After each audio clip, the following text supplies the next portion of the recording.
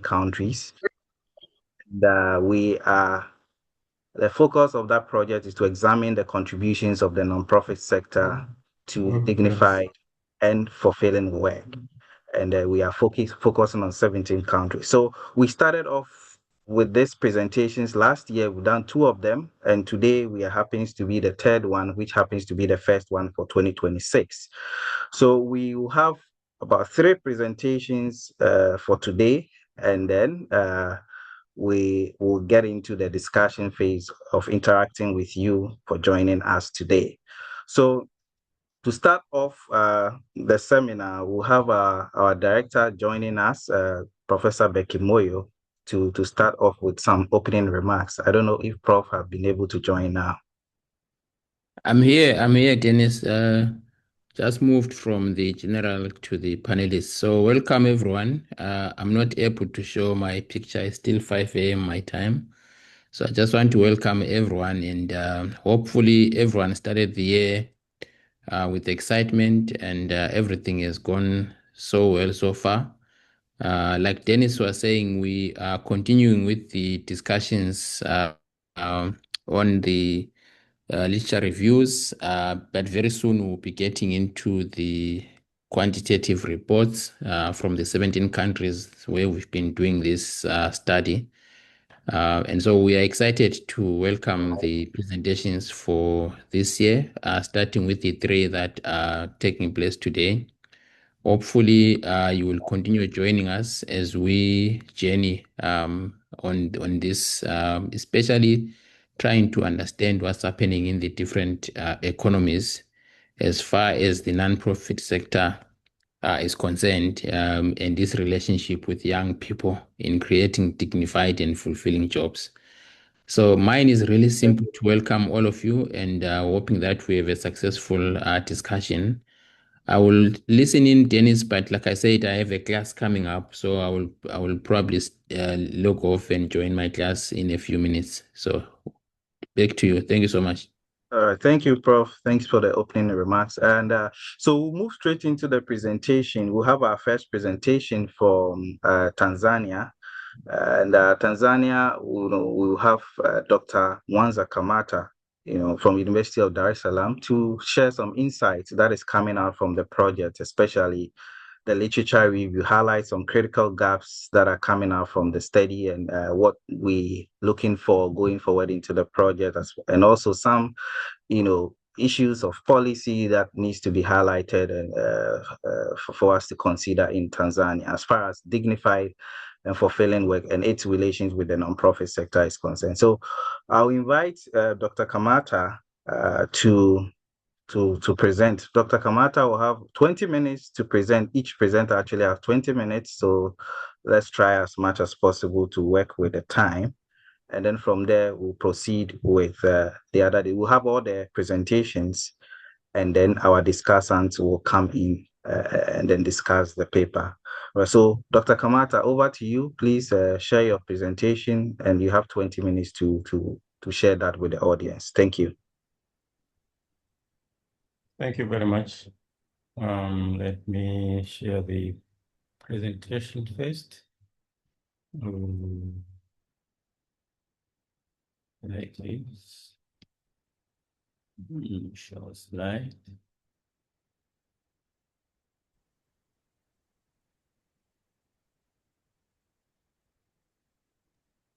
Yeah, play from the start. Yeah.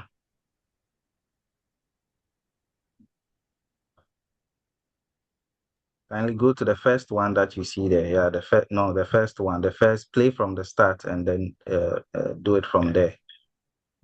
Just one click down, go down, and then go to your left, the very left. No, you were on that orange bar at the top. On the top, yes. Oh, insert, draw, keep moving to your right. Animations, slide, keep moving. There we go. Slideshow. Click on slideshow. Okay. And then you will see, go to on that white panel, go to your far left, and then click on start, play from start. No. There we Let's go. start from Yes, start. Yeah, thank you, sir. There we go. Click on that. right? Can you see it? Yeah, we Go. can We see are it. now on slideshow. Yes, sir. We're on slideshow. Thank you very much. Okay. Let me start my presentation. Thank you for the invitation to this workshop. And I will be sharing some findings on the literature review on Tanzania. And I would like to remind all of us some of the issues that the review was supposed to do. One was to general how the non-profit sector contributes to economic growth and youth employment in Tanzania, issues of definition of the sector, how they are classified, and how youth contribute to economic growth and employment, and how that is treated in the literature. And then I'm just mentioning some of the sources and materials that we consulted. They were mainly from published and unpublished academic works, government reports, and reports from government agencies, international organizations such as the UN and ILO, and report of other independent organizations, foreign and local. And some of the things that what was the focus of the sources and materials that we consulted? One is that they were basically there was a very much interest on the study of civil society organizations in Tanzania between the 90s to the year 2000s, early 2000s. And the major focus was on the role of CSO in democracy and democratization. And there were fewer, if any, studies on the link between the non-profit sector and the issues of youth employment. And in our review, we only came across one chapter of a report, which was done in 2002, which was also linked to the project with John Hopkins Center for Civil Society, which focused on the contribution of the non-profit sector to employment in general, but not specifically on youth. And the reasons why this was the case is because so that's the first one thing. Then the question of definition.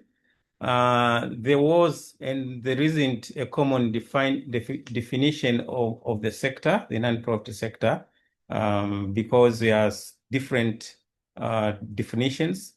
And the debate, as I have already mentioned, was more concerned with civil society organizations. And then in the 1980s, interest shifted on non-government organization, which they gained a lot of prominence, and they attracted a lot of academic attention. And that's why there were so many literature during the period I mentioned. But there were also government interested in NGO, because in the late 1980s to 1990s, a number of NGOs emerged. Most of them was advocacy groups or NGOs. And so the government has, because it has to register them, then it had to define them. And therefore, we had a government definition of what are the NGOs. And in our view, it is a definition which was restrictive and exclusive, because the NGO definition did not include other organizations in the civil society.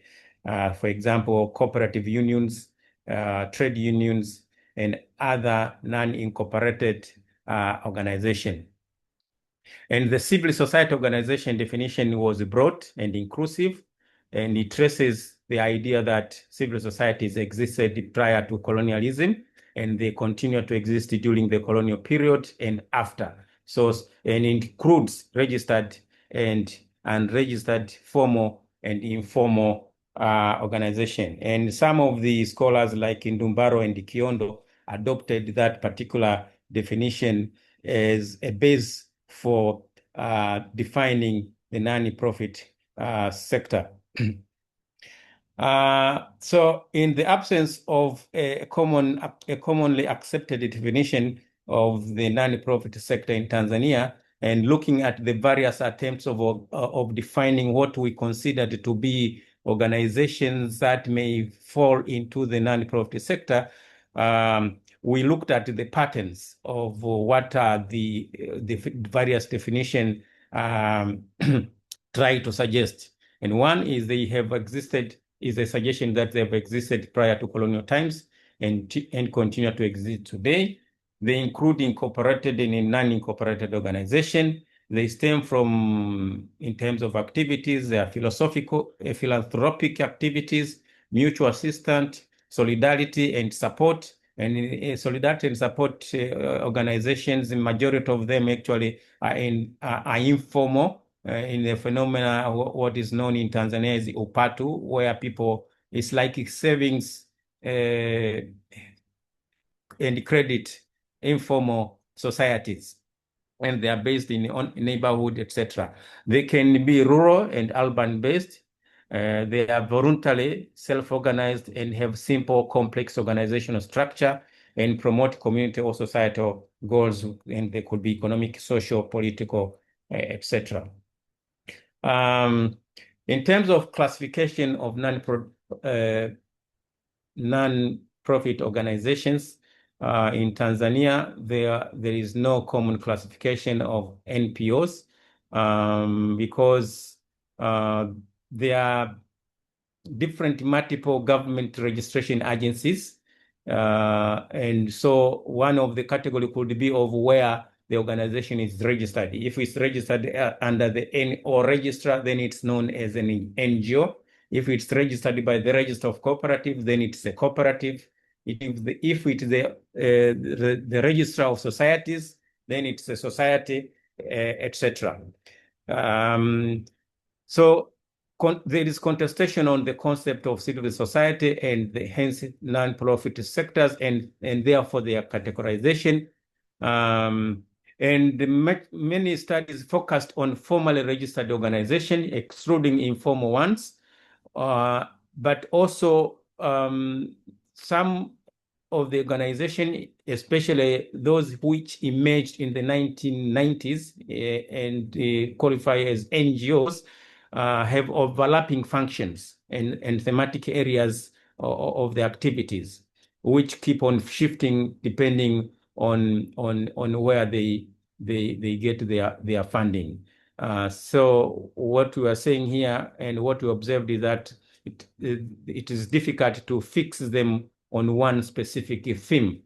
But also there was too much attention paid to political functions of CSO during the period when CSO and NGOs attracted academic attention. So in terms of classification, we continue with that. The common pattern of the various classification we observed show that we have what formally registered organization, and the registered the authority which registers is the government agencies, and I have mentioned them. So you have formally registered organization falling under the category of NGOs, societies, and trusts. And then you have another category of interest and pressure groups, where you have trade unions and cooperatives, and faith-based organization and community-based organization. And then you have a second broad category of informal organization, which includes community-based or neighborhood-based organizations. We also looked at the youth, non-profit sector, and employment. And one of the issues that we looked at is youth as a category of the population. And what we saw is that the youth and how they are defined, actually the definition of the youth in Tanzania is not different from the universal accepted definition. That's the UN definition of the youth. Persons aged between 15 and 35 years, with the exception of Zanzibar, which is a sub-autonomous island in Tanzania, which defines the youth aged between 15 and 24. Of course, in our study, we adopted the 15 and 35 years age category. The youth according to the population census of Tanzania in 2022, they constitute 34.5% of the population. I'll skip that. How is employment defined? Tanzania adopts the definition of ILO with some specific aspects that are added to consider the specific context of the country, but otherwise it adopts the same definition that is used by the International Labour Organization. So what are the key observations at this stage is that population census and labor survey consider age groups for collecting data on employment. So their data on employment are not disaggregated on age category. So they don't tell whether young people are employed, the employment of young people. Data on the employment sector, as I have just said, is not disaggregated by age group. It's especially when it comes to the major sectors that are identified by the National Bureau of Statistics: public, private, agriculture, and household. So if you look at the statistics, they don't tell you how many youths are employed in the public, private, agriculture, and household. But the other importance is that the non-profit sector does not feature in the employment statistics as an independent or special category.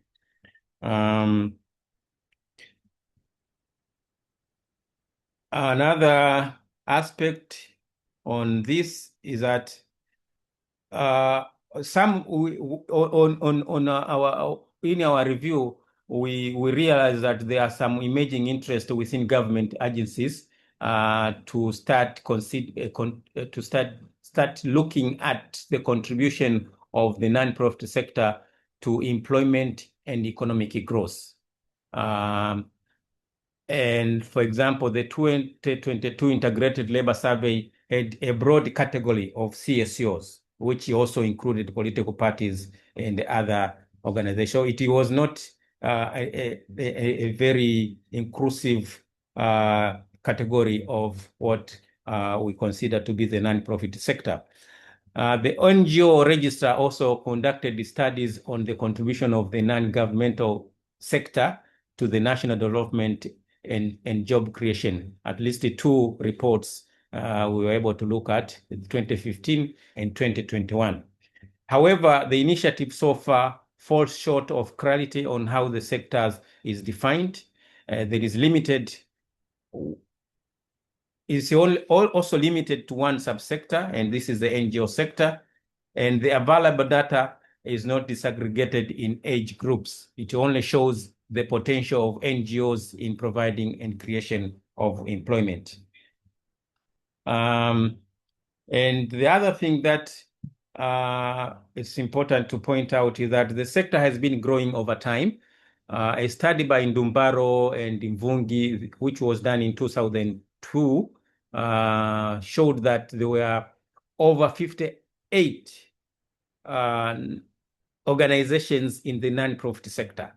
And this was a study by Ndumbaro and Mvungi, which was linked to the John Hopkins study. And today, there are more than 97,000 organizations in the non-profit sector. And if you pick one subsector in the non-profit sector, like the NGO sector, which had over 3,000 NGOs in 2002, and they are over 10,000 today. So it shows that the sector has been growing very fast. But the problem that we noted is that it's not easy to get data. Data is not easily available, even in cases where these organizations are registered under the various government agencies that we mentioned. I think I'm coming to the end of my presentation. That the youth form a large group of unemployed people in Tanzania. Based on the labor survey of 2022, unemployment rate is 20.6. So majority of the youth in Tanzania are unemployed. Although the sector grows over time, Retro is known in Tanzania on its contribution to economic growth and youth employment. And given the conditions that prevail in Tanzania, especially for young people, and particularly so for females are more marginalized than males, and they experience challenges in accessing employment, exposure to precarious work, and different types of vulnerability. So that's my end, or that's the end of my presentation. Thank you very much for listening. Thank you very much, Dr. Kamata, for the great presentation, helping us to understand the challenges regards to studying the nonprofit sector in Tanzania, and some of the interesting insights that you have shown here in your presentation. So we'll remind you that the chat session, the Q&A sessions is open. In the chat, you can drop your questions if you have any.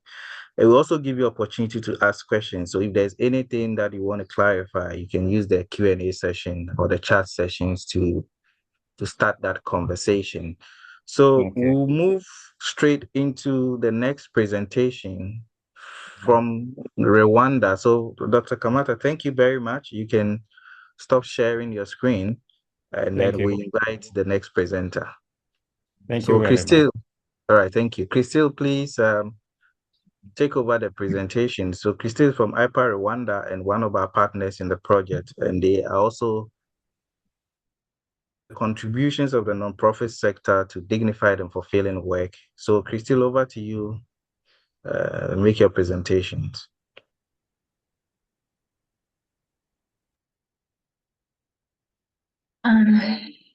Hello. Yeah, we can hear you. Please put in a slide. Welcome. All right. Is my presentation visible? Yes. Yeah, Please. visible, Christelle. Yeah, put it in a slide mode and start from the top. Yeah. Okay.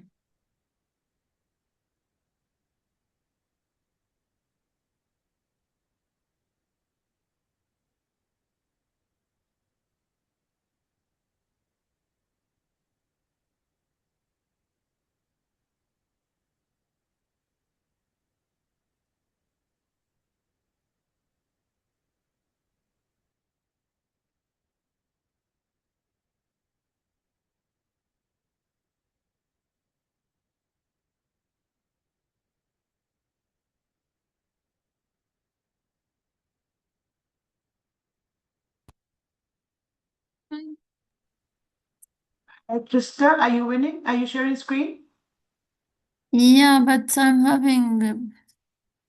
Your presentation was just up. You were just needing to go back to share screen to share. Yes, There we go. And then just go. It's almost coming up now. And then just go to your first slide. Stand on your first slide. Okay. So it's first slide, and then if you go you see where it says home, insert at the. If you keep moving to the left on the orange bar, or are you able to see the slideshow button at the bottom of your screen? There it is, and I saw it for a second there. Just move your cursor to the bottom of the screen again.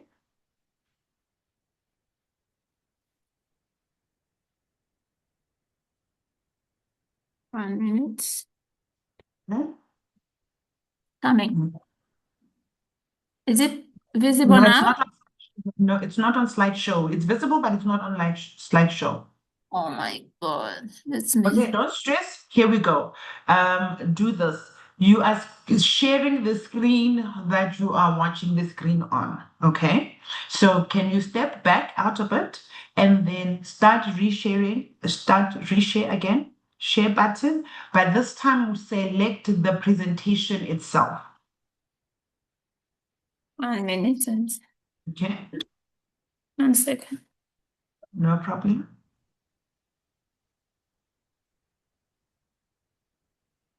Click on the share button, the arrow facing up. You should be able to then see your and select your presentation.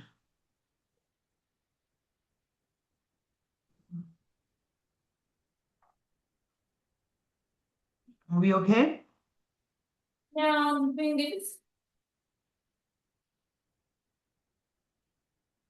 1 second. Okay. On a slideshow. Yes, put it on slideshow. Yes, please. Slideshow. Mhm. Good. Nyine ndiwo ndashobora share. Unasali chikuyo. So we can, perfect. There we go. You are on slideshow now. Perfect.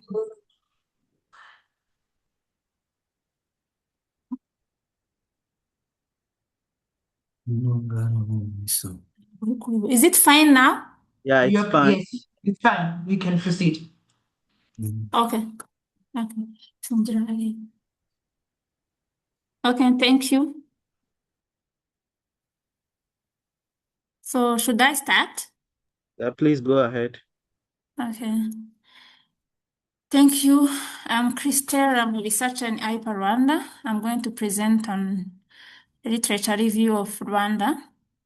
On Rwanda, the contribution of non-profit sector to the Rwandan economic and especially creation of dignified and fulfilling work for youth, Rwandan youth.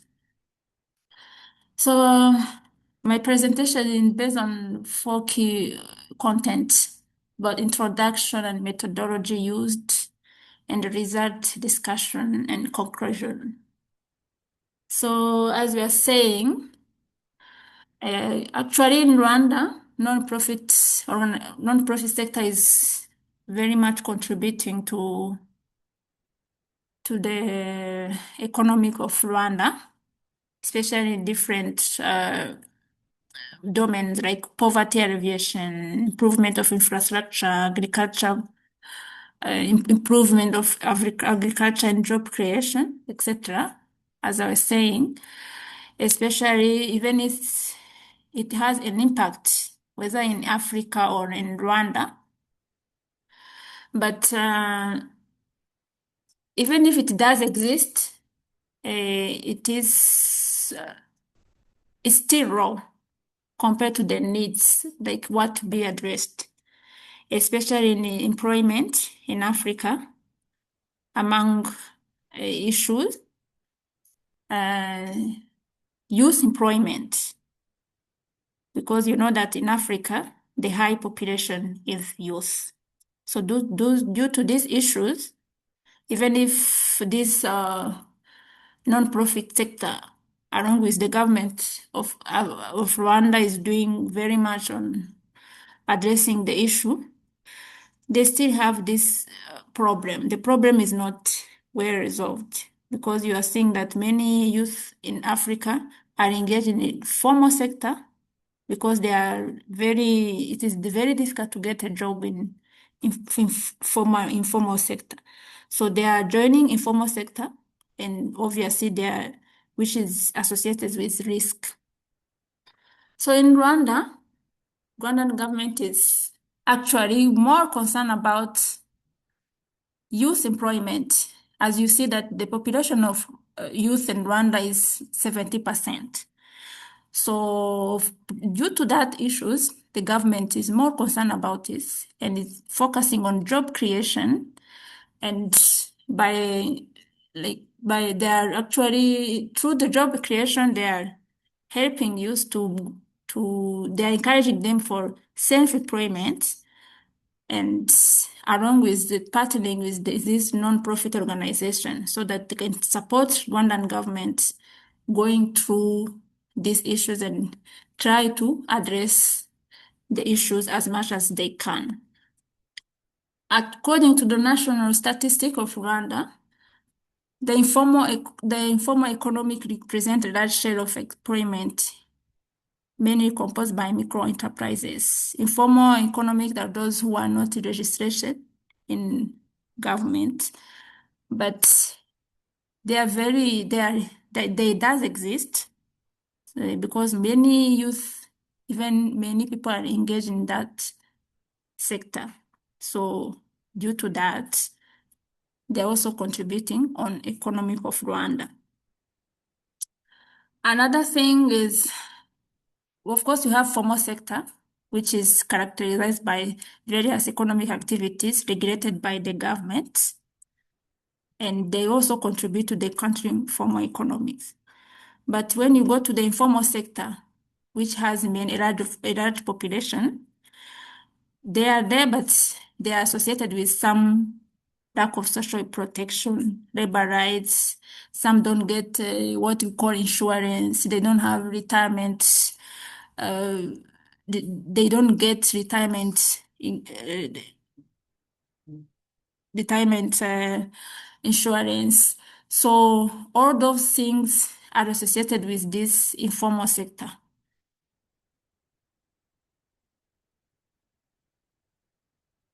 So the methodology we used, we documented many reports, various reports. This research was done before, some research which was done on contribution on non-profit sector.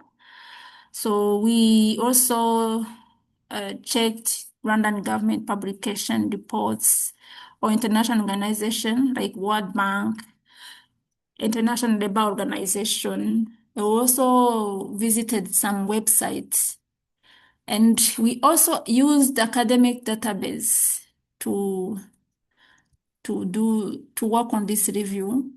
So we had gone through all this report to get a comprehensive understanding of what is the contribution of this non-profit organization, non-profit sector on Rwandan economics, especially on how they are contributing on youth employment in Rwanda.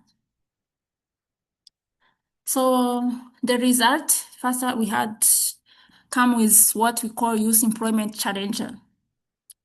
So in Rwanda, as you were saying, they are very much concerned about these issues.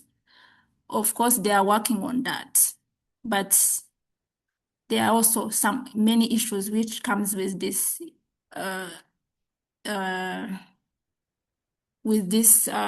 concern. So there are very initiative, obvious, which are being implemented to address these youth employment issues in Rwanda. But due to lack of coordination and effective framework, it is very hard to measure their impact to the Rwandan economics. So there are many initiatives. You may find it they are also concentrated in one domain, like especially in trainings and because we have had what we call NEP. NEP is National Employment Program, which was initiated by Rwandan government.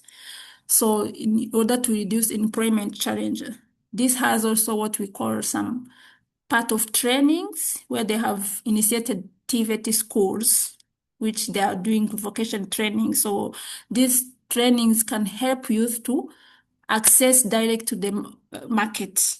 But even though these things are there, so it is not the 100% that these people are going to get job if they are going through these trainings. So they are not very coordinated. They are there, but the coordination is still raw, and there's no framework, very designed framework that we can measure what was being done which domain is very concentrated, what is the evaluation, what is going to be done, like that. So, of course, this is also an issue which is still in many African countries, as you have seen. So that's why many youth are still engaged in informal sector, because even if they are going through this training, some of them don't get everlasting, like I can say not everlasting, but they don't get a long-time job. So sometimes this training are being offered, they got a job for a short time, then again they go back to the informal sector.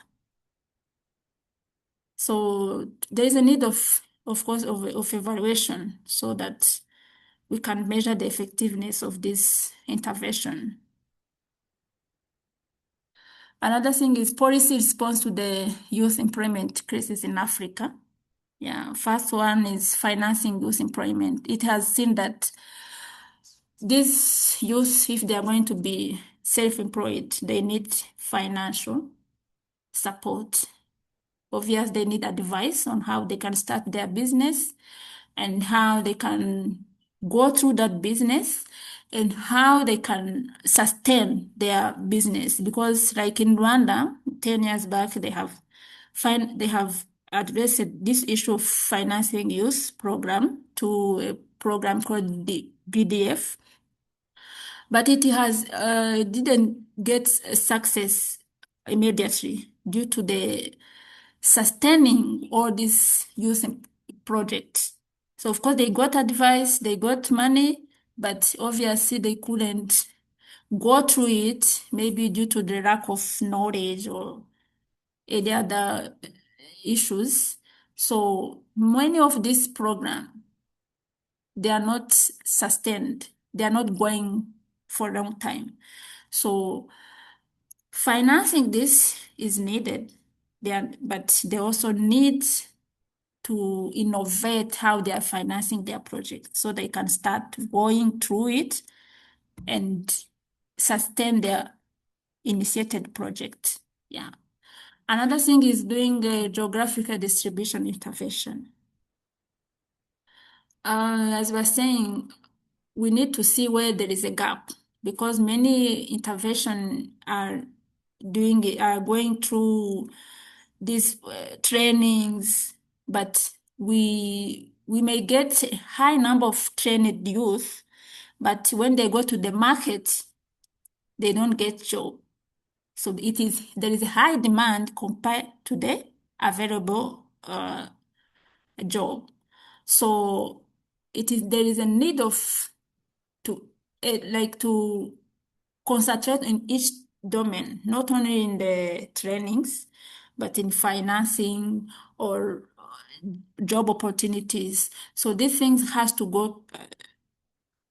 be adequate so that they can go as well and reduce the issues, so that they don't get training, but when you go to the market, their support is through the training only. Or they are also concentrated, some intervention, they are concentrated in many, let's say in few, like arts, doing like hairdressing or tailoring, but you may not get those who are in engineering or those who are working in environmental protection. So you may find that there's some concentration in this domain of intervention, others are not being looked on. Another thing is mapping youth employment program. It's not too much difference with the first one, the previous one. So we need to know and have a key information on how these youth programs are, so that we can share information between all those who are actors on this youth employment initiative. What I say, stakeholders, government, other partners, so they can share what is needed, what has been done. So according to the youth aspiration or youth needs, so they can know to act accordingly. So this will have this, if it is done, maybe it will reduce this issue of gap. So economic contribution on non-profit sector. Over the past years, maybe after colonization, I was not there, but when you go through this history, non-profit organization in Africa has been supporting government in developing this continent. In Rwanda, a non-profit, the contribution of non-profit is very visible when you go to the overall development. But as I was saying before, there is a lack of data. So due to that, we cannot measure their contribution in terms of number. So their impact is there, but we cannot see how it is going. But even though it is there, but it is contributing, but we cannot measure their contribution, their impact directly. But there are also, like these NPOs are working in many sector, financial contribution. Some of them are engaged in social and environmental initiative, culture, etc. Yeah. So when we are talking about creation of youth job in Rwanda, obviously Rwanda has been working on this creating job through National Employment Program initiated in 2007, maybe 10, 15 years back. So this was created to reduce unemployment among youth. So they are working there. There are so many initiatives which have been implemented over the past years. So the Rwandan government is working with partners, international and local NGOs, even private sector, to help youth to get jobs. So there are creation of vocational training, education and training program. So those programs will help if youth are going through this program, they help them to access to job market easily because they are being focused on practice more than theory, and practice is what is needed on market. But through this initiative, there are also some issues. There are some issues regarding limited monitoring and lack of data. So many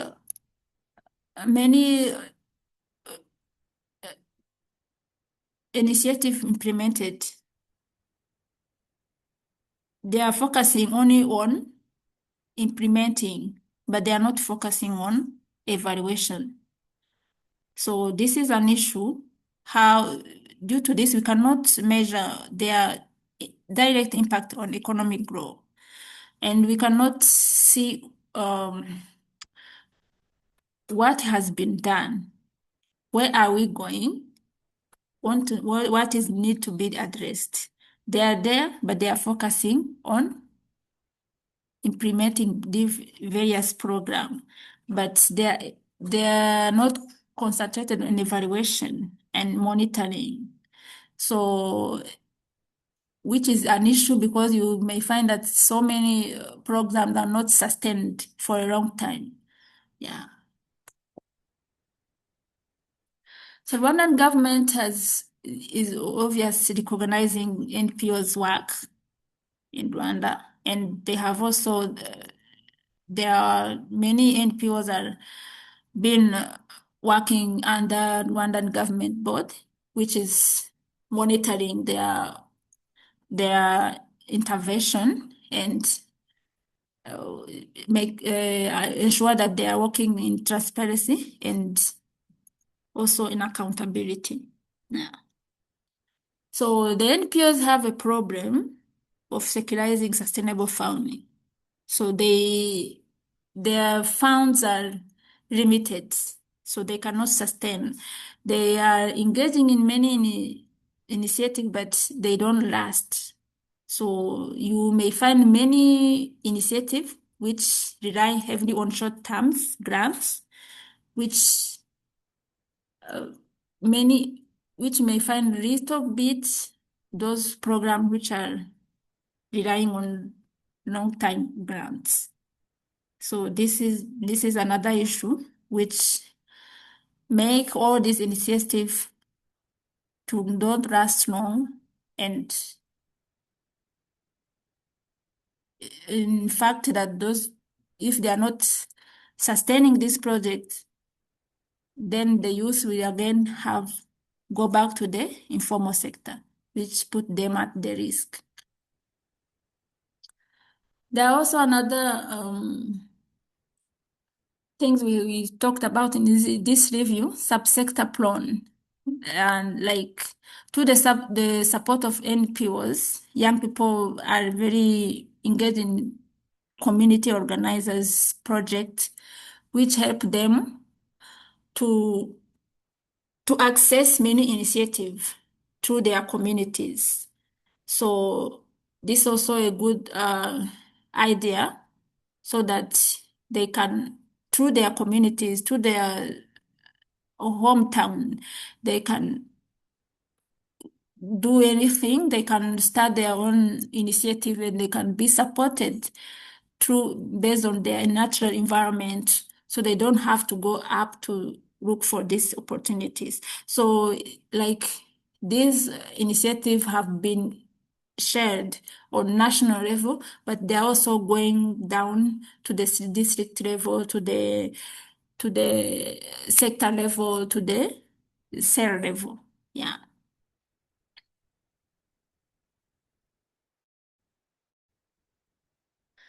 This also has been advised that it will also help to reduce these issues of youth employment.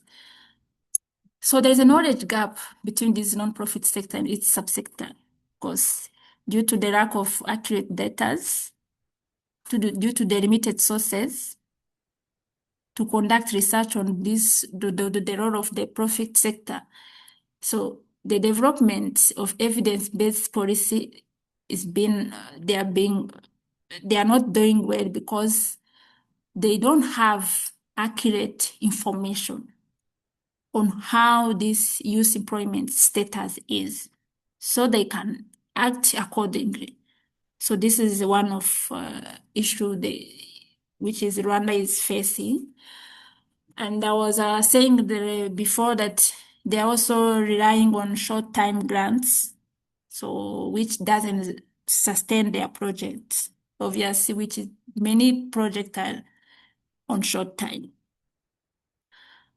So we need to know, like, to address this issue, we need to have some innovative mechanism that can like engage many stakeholders, and we need to change from traditional funding mechanism and see how we can have more funds which can be sustain the project in long time.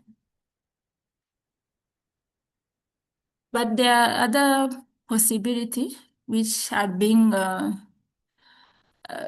recommended through this report we went through, like focusing on various sectors, education, health, environment, so that these these sectors may create more job opportunities than others.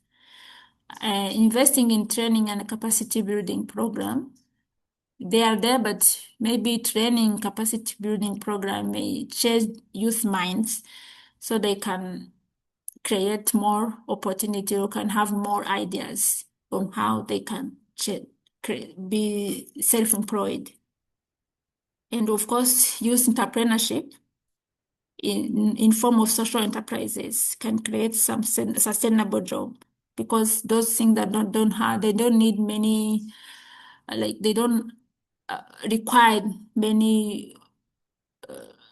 much money, I would just say much fundings. So we need to encourage youth to work on that, especially through their communities, so they can have job opportunities. And strengthening partnership between nonprofit and government agency. You know that in Rwanda, even if they are there, their partnership is not, their coordination is not well installed. Like they are not sharing what, there's a need on sharing ideas between all these entities, nonprofit, government agency, private sector, especially private sector, which has money. They are not more engaged in youth employment. So we need to have a seat, like a room, or these people can sit and decide it together for a best solution. Yeah, sharing idea how they can go to address the issues. Another thing is focus on technology. We are in technology era, so we need to focus on technology innovation so that these non-profit can focus on this to improve their work. Yeah. So advocating for policy in non-profit sector, like these people should work with policymaker so that they can see how they can address youth employment issues. Supporting youth-led NPOs. Yeah. This can also reduce the issues because they are the youth who initiated this to address the issues of youth employment. If we are supporting youth NPOs, then it will help to reduce their issues because they are in much of these issues because they are more concerned about these issues because they are youth. So as I was saying earlier, exploring alternative source of funding. We are doing what we are using as traditional grants. So resource mobilization, it's still not working. It's working, but it's not working well. We need to see another alternative resources so that these NPOs can support in sustainable way. Yeah. So we also had we added some findings we found on quantitative research survey in Rwanda, which was going on, just done last year. So non-profit sector plays a significant role in youth employment. They contribute directly and indirectly in employment to address the issues of employment through skills development, entrepreneurship, internship, trainings. But they are working in both in urban and rural sectors because we visited one district which is based in Kigali city. Other district is they are in rural areas. But however, the sector impact, I was saying, need to be strengthened by improvement funding stability because findings are not stable. Due to that, their project they are only supporting short-time initiatives. So we need to work on this and then to bring more industrial development and see how these issues can be addressed. But for now, this is what we have found. We also found that NPO's support is meaningful because they always meet our criteria dignified work, particularly in income adequacy. But even women are being part of this initiative, but they are more like concentrated in well-paid voluntary work. So they are not involved in many in those initiatives which can give them more money. So they are only working in voluntaries. They are still in equality between women and men, young women and men. In general, NPOs they are limited to program focus, I was saying. They're only initiating program, supporting this program. But they are not, those programs are not, many of them are relying on short time. And it is difficult to access the impact that would properly inform policymaker decisions so that this issue can be addressed to the long time. So they need also to do some, as I'm concluding, we need to focus on resource mobilization and strong collaboration between these entities with the government of Rwanda so they can track where the issues and reveal gaps, address issues, and sustain the youth employment in long time. Focus on creating dignified work for youth. Obviously, when they are informed, they are creating job, but because of many are not involved in informal sector does not offer them a dignified work according, especially about securing their salary. The salary is not stable, and they also don't get retirement insurance. They don't get life insurance, medical insurance, such kind of thing. Then they don't get some rails like that.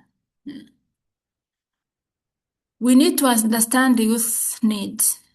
Any policy making decision should be based on understanding youth needs so that they can come up with strong policy which are there to resolve the issues permanently. So the strong participation in private sector, it has seen that in this youth employment, government is focused on this, is very much concerned about this, even these NPOs, but there is a need of engaging more private sector. So to address these issues also, because they also have some fund, they have money, but if they are working together with this non-profit sector and government, so this can also contribute to the youth employment issues. So this is my presentation. I hope you capture some ideas. Thank you so much, Christelle, for such a good presentation and walking us through some of the contributions of the nonprofit and trying to integrate some of the findings that is already coming out from the youth and NPO surveys that you have conducted in the country. Thank you. As like I said, keep your questions coming, and we'll read them out when it comes to the Q&A sessions. But for now, we invite. So, Crystal, thank you very much. You can stop sharing your screen, and we'll invite the next speaker. The next speaker will be has been replaced, but will be presented by Gillian. I don't know. Gillian is part of the attendees. If Gillian can present now, Kellen, if you can mute Gillian for Gillian to present. I don't know if Gillian can hear us. Can you?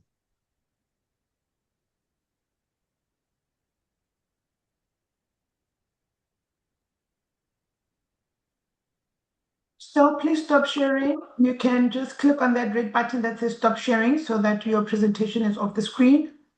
Yeah, please stop sharing. Thank you, Yeah. Crystal.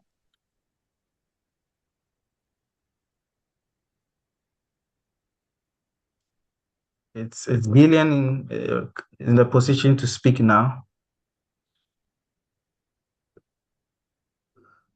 If not, probably we can start with the discussion. So I will invite Dr. Job Wafuafua to share insights or some insights on the presentations that we've had from Tanzania, and then we'll move on to the presentation on Rwanda as well. So, Doctor, over to you, Job.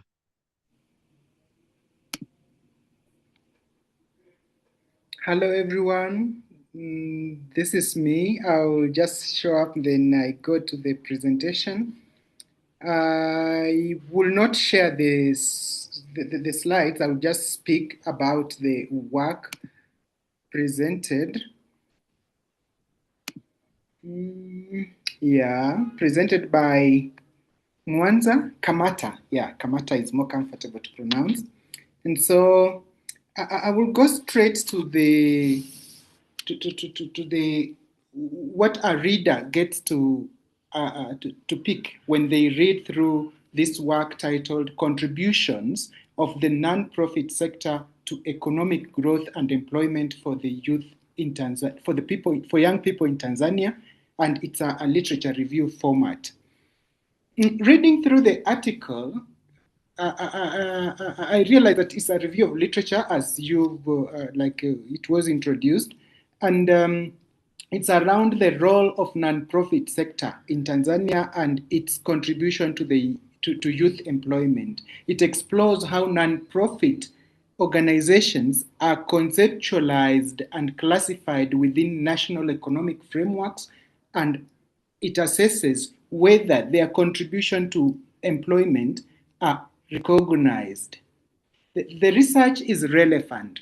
It offers a systematic review of the data on youth and employment in non-profit organizations and how it contributes to the youth exclusion from the national employment policies. The review is particularly important to scholarly debates because the youth form the largest population in Tanzania and Africa, as the previous presenters have put. That can be found on page 17 of the work. Actually, what the presenter presented was the slide format. What I read was the general work, the whole article, and so there may be some discrepancies based on what he presented and what the article is. He summarized it into slides. And so I go on to see that the review attempts to address the gap around the youth unemployment, whereby it analyzes the non-profit sector's potential to support youth employment and economic development. The review's findings help to set a precedent in separating employment data between non-profit organizations, the government, and other employees. And this enables for the assessment of each of the sector's impact on the youth labor market. In that section, in the whole article, the acknowledgement section serves two major reasons, which is written by the director of the center, of CAPSI Center. And besides acknowledging the people who made the reviews, the reviews publication possible, it sheds light on the context and background within which the review was written. Actually, a person reading through may not understand that there is it is part of the broader 17 projects, actually projects in 17 countries about youth employment and dignity in Africa. And so the acknowledgement enables the reader to appreciate the societal relevance of the review relatively away from the academic emphasis that the universities offer. In the introduction section, the author uses 5 questions that perceptibly help to guide the review. While not expressly listing the questions, the section effectively summarizes the review in 5 parts. Although some readers may find the introduction section more of an executive summary, the author may be readily forgiven because the review is not strictly academic. And by review, I mean the article. The article there is a literature review. And so I will be calling it a review here.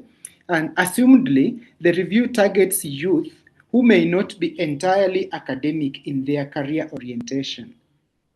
Therefore, we can argue that the review is meant to provide an easy read for the youth to make them understand their employment situation with some ease. It is besides Actually, the understanding, the youth ease of understanding is besides the idea that the review informs policymakers who may not have sufficient time for complex academic engagements in an environment where political interests and other societal issues compete for the attention of these policymakers. I go on to argue that perhaps the authors' use of visuals, which we did not see in what he presented, but in the main articles, there are visuals, particularly the photographs. And the use of the photographs is the most outstanding aspect in the review. The photographs used attract readers' attention, they beautify pages, and they accurately depict the accurate picture of Tanzania and African youth employment situation in general. In accordance with the old journalistic saying that a photo is worth 1,000 words, we realize how the reader gets an understanding of many things from each of the photographs used. On one hand, the photos depict affluence, economic development, that can be seen on page 6. But on the other hand, there is underdevelopment, inaccessibility, and economic lack that can be seen on the photos on page 8 and page 26. At just a glance, the reader can see the level of inequality in the country, that's Tanzania, which is said to be the least capitalistic in the East African region. It is actually at its independence, the country adopted what they call ujamaa, which loosely translates to African communism. The reader would expect a detailed explanation about the source of these high inequality levels, which match the capitalistic countries. Yet this, assumedly, still holds on ujamaa. The author uses a phrase, the concept of, and I'm quoting this directly, the concept of the non-profit sector in Tanzania is shaped by historical shifts, legal frameworks, and evolving role of civil society. It's found on page 9 of the review. And this could be used to expound how inequality, which is a problem in pure capitalistic societies, is experienced in the largely ujamaa society or at least formerly ujamaa society in Tanzania. But that notwithstanding, the concept of non-profit sector has been effectively defined in the review. The author uses section 3 to examine various classifications of non-profit organizations, and that we saw in his presentation. And this is notably through the author's effective own citation, self-citation, like he cited himself, and he said the non-profit sector is acknowledged as a significant source of employment opportunities for the young people, especially in the urban areas. That is found on page 19. As a reader, you will realize that the author has been working around, actually this citation may have been 2020, I don't remember well, but it could be 2020, sorry, not 2020, 2006 or thereabout. That means 20 years ago, this author was working in this area already. And as a reader, I realized that the author that has been working in this area already, I mean, for about 2 decades, looks like they have authority. It's an authoritative statement. And with such a background, the reader is least likely to develop mental contestations about the authoritative statements given by the author therein. In section 4, Dr. Joe, please round up for us, please. Yes, indeed. less than a minute, I promise. In section 4 is detailed with figures about the youth employment in both the non-profit sector and the government. Arguably, the section is the most convincing about the author's authoritative knowledge of non-profit youth and unemployment. And section 5 deals with the dignity and marginalization, which are assessed based on 3 factors: unemployment, vulnerability, and job precariousness. Perhaps the section's most engaging part is the grapple with the concept of decent work and dignified work. It defines decent work as what puts food on the table, and dignified work as what upholds human dignity. Although the definitions through the definitions, the reader may readily agree that most youth seek decent work. Most youth in Africa seek decent work and are less concerned about the dignity of their jobs. And I conclude overally by saying that the review convincingly depicts the issues around youth employment in Tanzania and Africa at large, but it would have been more enriched by holistically engaging the historical, social, and cultural issues that inform the youth desire to work. There may be some employment opportunities which the youth are not willing to engage in, and so such readings will enrich the work. Thank you.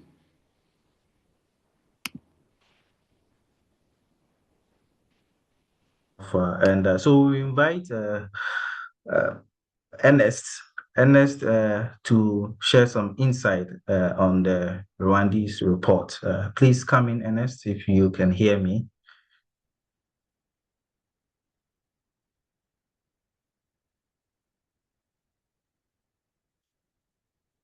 Is Ernest here? Ernest?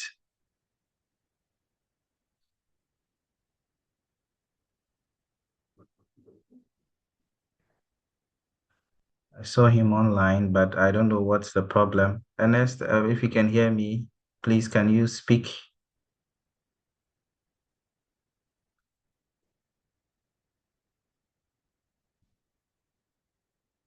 Okay, I don't know if the last presenter is ready. Gillian, are you ready? Can you speak for us to hear? Guylain, si vous êtes prêt, s'il vous plaît, vous pouvez parler comme ça, on va savoir si est-ce qu'on peut vous entendre.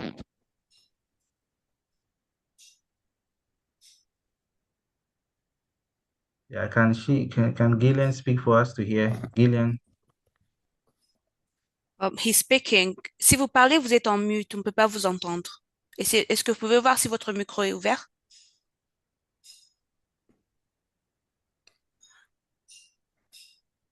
He cannot open his mic. Can the host give him access so he can speak? Gillian and Impo, please, can you open his mic for him?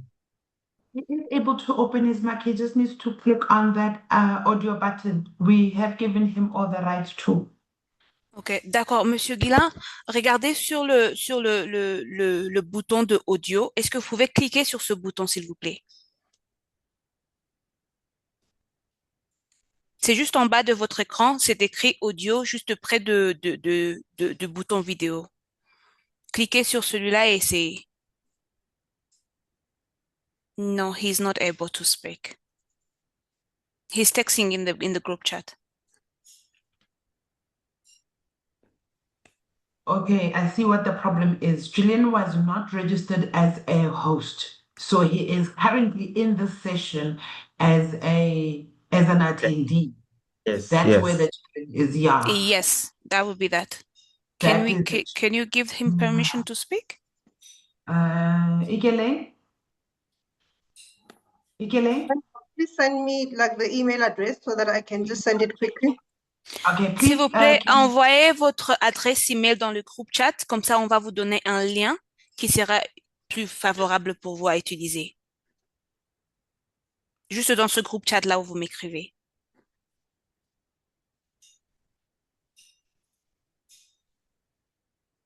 He already sent it. Thank you so Right. very So much. Ikeleng, all right. So the email address is in the group chat. Please load it up. Thank you, ma'am. all right. So we'll take advantage of this to read some of the comments or the questions in the chat. So there's a question for the Rwanda presenter, and it says, "How were you able to see the impact without measuring the impact by numbers in relation to the effect of NGOs activities to the targeted people? So what measure did you use on concluding that the impact of NGOs on the economy is there?" I don't know if Christelle is in a position to say something about this whilst we fix this to be able to proceed. Christelle, if you can be able to speak to this. Thank you. Yeah, as I was saying, the impact is there, but we can't measure it in numbers. I've mentioned that. Through the testimony, through the reports, through the reviews, through the different initiatives which are being implemented. They are being implemented. There are initiatives which are being implemented to support youth. They are there, but we can't count them, how they started, how many youth are being engaged in this initiative or this project. They are there, but how many, or are they still being part of this initiative, or this initiative are still going on? So that's the issues. The programs are there, initiatives are there, are being implemented, but we can't count the numbers, the accessibility, the youth access on this project. Because we have seen numbers of youth, we have discussed with youth, but even in the report, there are projects which are being implemented, are visible, but we can't see how many youth.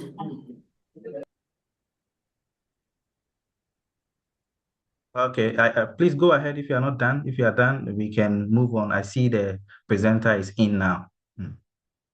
I was saying that the projects are there, the initiatives are there, but we cannot count in numbers, like how many youth are being accessing all these programs. All right.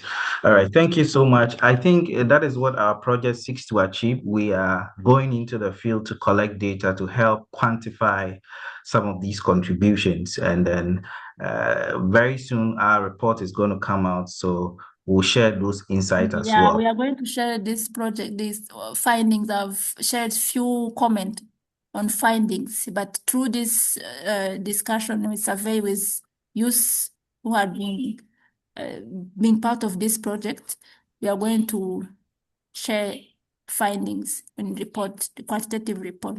Thank you.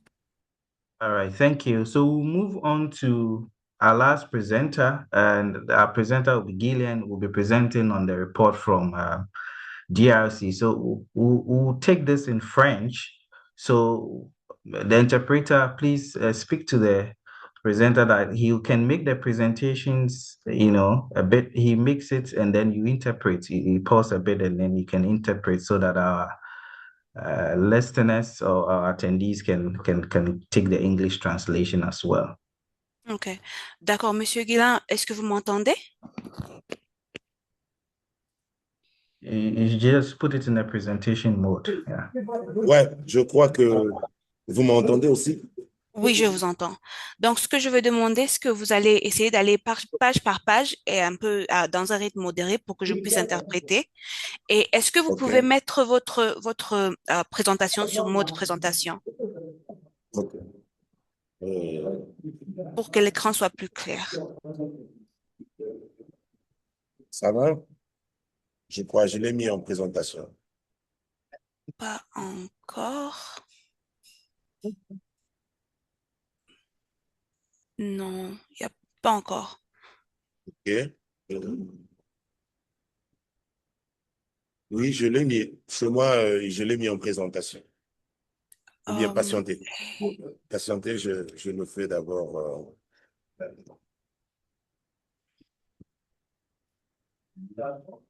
Et We are still not seeing the slides in, I think He it's was gone trying now. to put it in slideshow, so he's going out so he can do it again, Yeah. so he can share again. et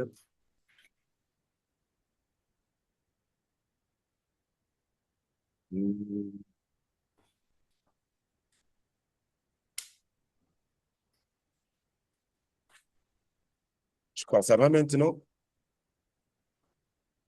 I think he's putting on slideshow, but he's showing the whole screen. Is there a way?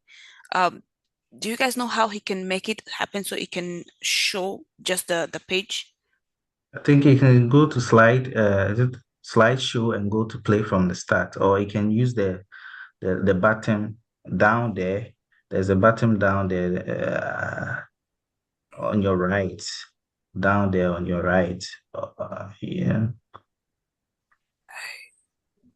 No, you can just play from the current slide. It's just from current slide, you know.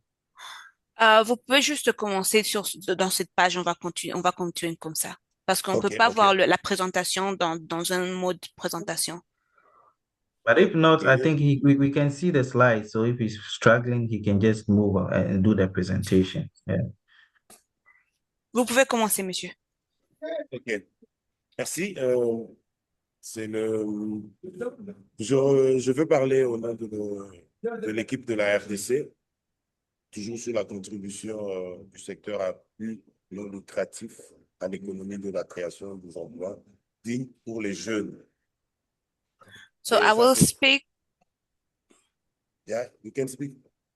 I will speak as a representative of the DRC team, and it's still in the contribution of the non-profit organization in regard to creating lucrative employment. Et, en voulant comprendre l'apport du secteur à but non lucratif à l'économie et à l'emploi de jeunes, cet emploi qui doit être de qualité, nous nous sommes basés sur la revue documentaire pour essayer de voir jusqu'à quel point on a déjà parlé de cette sphère et aussi quel est l'état documentaire de la contribution du secteur non lucratif à l'économie et surtout à l'employabilité des jeunes.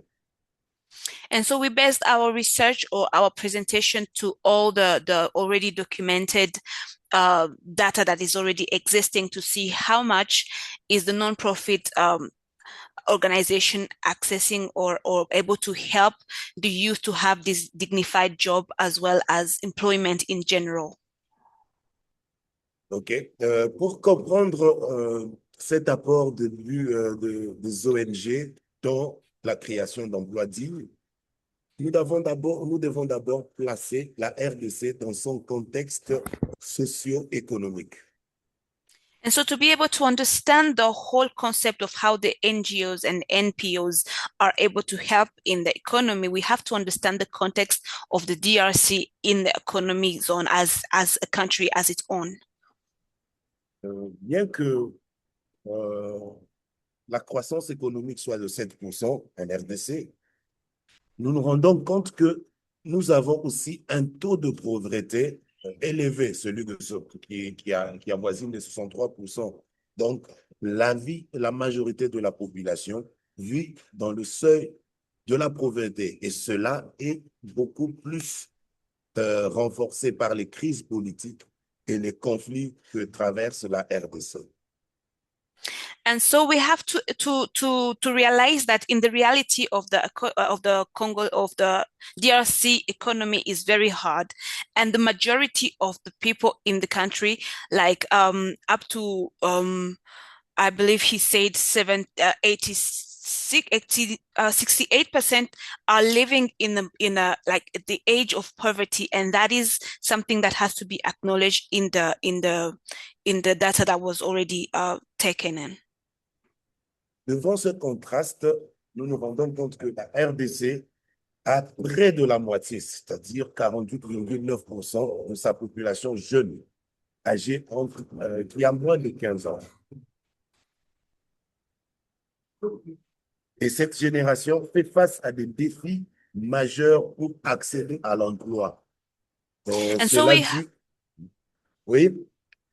And so we have to acknowledge that though the country is full of potential that is not being exploited, we have to remember that almost 50%, which is exactly 48.9% of the population, is the youth that is under 15 years old. And these are having social economic restraints in regard to they can access employment as well as they can have employment that is paying them. Alors, devant cette inégalité croissante, les conflits et une gouvernance faible qui ne favorise pas, bien sûr, l'emploi et la créativité des jeunes, nous nous sommes rendus compte que il y a un taux de chômage élevé et sous-emploi élevé. Ce qui fait que les jeunes sont en majorité, font partie de ceux qui représentent ce taux de chômage le plus élevé. And so in front of the reality that there is very inequality when it comes to growth, there's a lot of conflict and there's a weak governance when it comes to creating creating creativity work for the youth. There is a lot of unemployment, like the rate of unemployment is high. The rate of underemployment or underpaid employment is also high, and that is something we can see in a very long term as it's still going. Bien que ces jeunes entrent un peu précocement sur le marché de l'emploi, nous trouvons que ils sont beaucoup confrontés à des problèmes d'un emploi digne, tellement qu'ils œuvrent dans l'emploi informel. Et il y a difficulté de retracer vraiment s'ils ont un emploi digne et qui puisse leur permettre de subvenir ne fût-ce qu'à leurs besoins primaires. And so we have to also note that this youth that we are talking about has very limited, if non-existent, access to dignified work, in a sense that most of this number of people are based in an informal workspace. And therefore it is hard for us to have a way of understanding or collecting data that prove that they are being dignified or are offered the kind of salary that is based on their effort and the work that they are doing. Du coup, la revue ressort 4 grands défis majeurs que rencontrent les jeunes pour accéder à un emploi salarié. Le premier, c'est la faiblesse. Okay. And so we have found 4 major challenges that the youth has when it comes to accessing a good or a dignified employment. The first one is la faiblesse de l'offre d'emploi face à une demande très élevée. The weakness in job offers in regard to what is the demand that is very exponentially high. Deuxièmement, c'est un système éducatif qui ne favorise pas l'employabilité ni l'entrepreneuriat. The second challenge is that the education system is not one that is favorable when it comes to self-employment as well as finding employment in general. Et nous avons aussi un cadre macroéconomique qui ne favorise pas les investissements et en conséquence la création d'emplois. And so we also have a very macroeconomic system that does not favor entrepreneurship as well as creation of jobs. Et enfin, nous avons un contexte politique, notamment jonché par les guerres, les crises internes, les crises politiques récurrentes, et eux aussi qui ne parviennent pas à stabiliser la création d'emplois en RDC.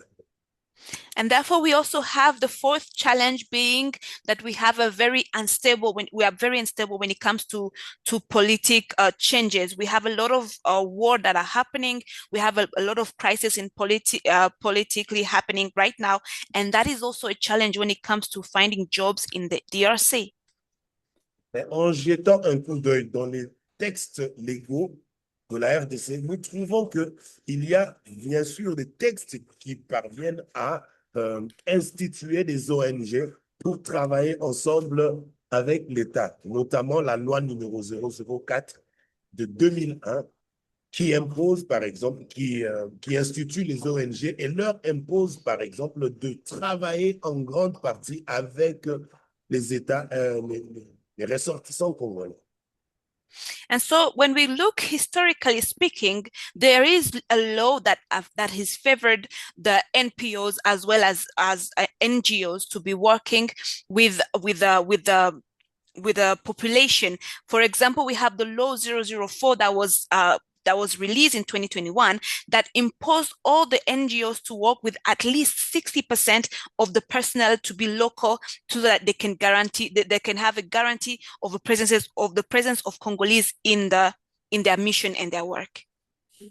Et l'État congolais a compris le rôle essentiel que peut jouer les ONG et il a mis en place ce texte pour que les deux unissent leurs forces afin de relever les défis sociaux plus complexes. D'où les ONG jouent un rôle clé en fournissant directement des services à la population. Et l'État est là pour encadrer de manière légale et réglementaire toutes les actions. Et cette synergie permet de promouvoir des initiatives qui vont favoriser le développement et pourquoi pas l'employabilité des jeunes. And so we can see clearly that the government has understood the need of the NGOs and the NPOs to be able to help in the giving of the employment, as well as creating employment opportunity to the youth as well as the population. And the government has set itself to be able to sustain or to help them in those endeavors. Okay. Positivement, l'État soutient les ONG en leur fournissant l'exonération fiscale et aussi des facilités administratives qui leur permettent de bien opérer sur toute l'étendue de la RDC.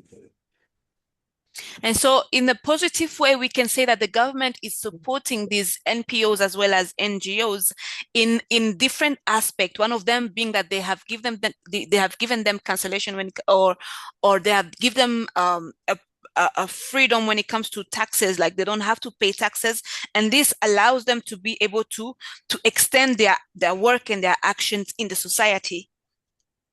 Et de manière négative, je peux dire que il y a une bureaucratie et beaucoup plus une bureaucratie lente et vraiment une dépendance accrue au financement extérieur, ce qui limite un peu l'efficacité de cette collaboration et nécessite bien sûr des améliorations continues pour renforcer ces secteurs. And of course, there's also the bad part in this relationship, which is that there's a very when it comes to paperwork as well as the bureaucracy, it is a very slow process that depends completely on external financing. This is a limitation when it comes to how to create more collaboration and bring an amelioration in the regard of different sectors in which they're trying to strengthen. Et dans ce contexte, l'emploi de jeunes, nous nous rendons compte que le secteur formel n'arrive pas à créer suffisamment d'emplois pour les jeunes. D'où les jeunes se renversent, se déversent dans l'informalité. Et dans cette informalité, nous le voyons beaucoup plus dans les secteurs agricoles informels, ainsi que dans d'autres secteurs non agricoles informels. So in the context of employment, what we can see is that the formal sector does not create enough employment for the youth. And so we find them in this regard, they are mostly populating the informal work, especially in the agriculture informal agriculture sector, as well as the other informal that are not agriculture, the other sector that are informal but that are not connected to the agriculture. Les jeunes, bien sûr, exercent des emplois à l'âge très précoce, avec une légère avancée du sexe femme et des filles qui travaillent beaucoup, qui s'adonnent aussi aux activités telles que la coiffure, la couture, l'hôtesse, et nous voyons que les garçons se donnent beaucoup à des travaux lourds, durs, tels que la mécanique, la maçonnerie. Et voilà quoi, même si le débrouillardisme est vraiment beaucoup très ancré chez les jeunes, nous rencontrons aussi que beaucoup de femmes travaillent, de jeunes filles se donnent au travail.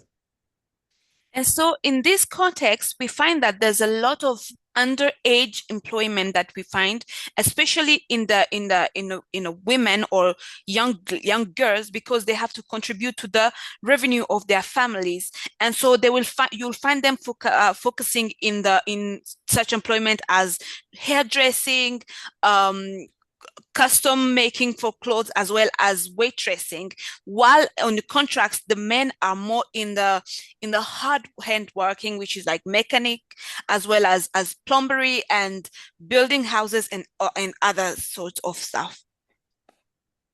Alors, dans un contexte où les jeunes sont moins payés et peu valorisés dans leur emploi, les ONG ressortent maintenant comme cette porte de sortie vers un emploi digne et épanouissant.